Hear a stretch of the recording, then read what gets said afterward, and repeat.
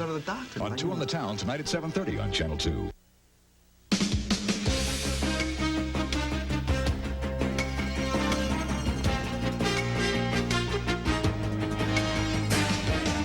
And now, from KCBS Television in Los Angeles, Southern California's most honored news broadcast. This is Channel 2 Action News at 5. Good evening, everyone. I'm Tricia Toyota. And I'm John Schubeck. And our top story tonight, what a fight in Sacramento. The Senate there has...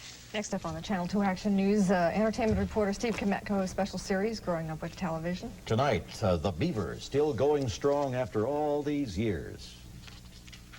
I told you not to take it to school, but you don't pay any attention to what I say. You don't care that your mother was upset this afternoon. It is Theodore Cleaver, but growing up in Mayfield, all his classmates, his friends, even his family called him the Beaver. Entertainment reporter Steve Kometko wraps up his special report tonight, Growing Up with Television, with a look back at Leave It to Beaver. That's right.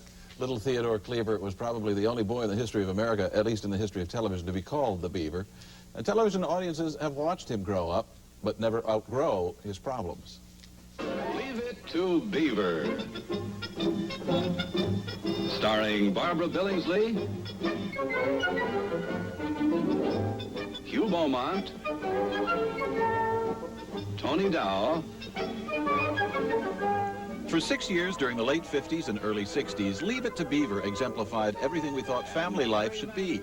A dignified mom and dad with a couple of kids whose problems were just that, kids' problems. Well, about a half hour later, I offered him a piece of my candy, and he rubbed it in my hair. So I guess the old Eddie's going to be with us for a while longer. Oh, for heaven's sakes, Beaver. It was the time where, you know, the family was the center, it was the core. And in retrospect, looks like simpler times. I think it absolutely reflected the time. But we were the ideal family. We weren't ideal, yeah, why not?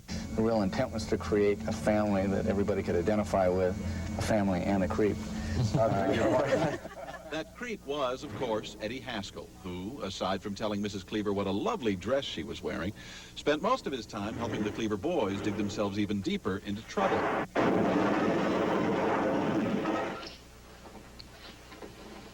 You just roll it down and don't say nothing.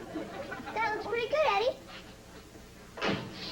Yeah, but Eddie, sooner or later they're gonna roll up the window.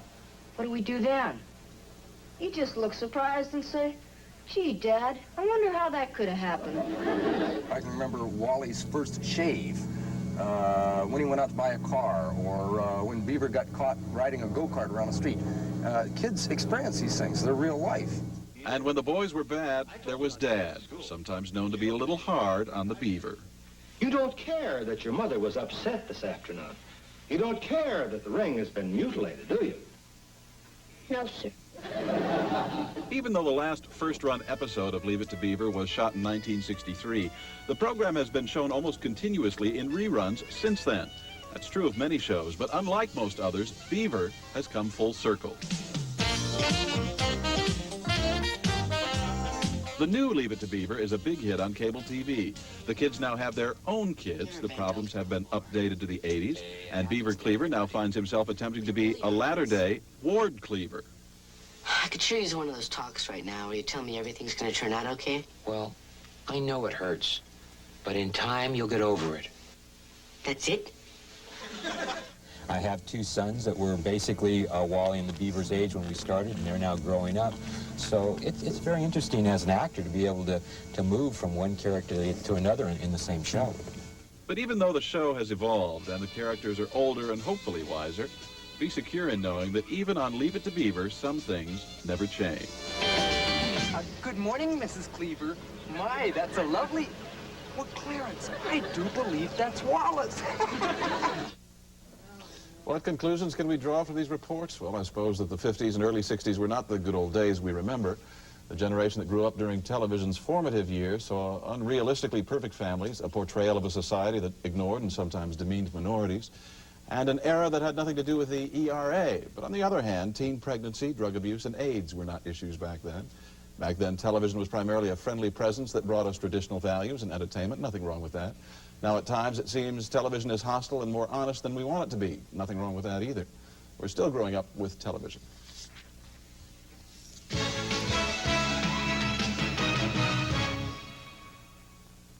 Giant Cerritos Ford now has 7.75 financing plus a $500 factory rebate on every Aerostar in our huge inventory. All value priced after rebate, like this 7-passenger with air, only $11,999. Or this loaded 7-passenger wagon with V6 automatic transmission, air conditioning, power steering and brakes, tilt steering wheel, cruise control, and gauges, only $12,999. Remember, low 7.75 financing plus you get a $500 factory rebate from Cerritos Ford. 605 Freeway, South Street, exit Cerritos.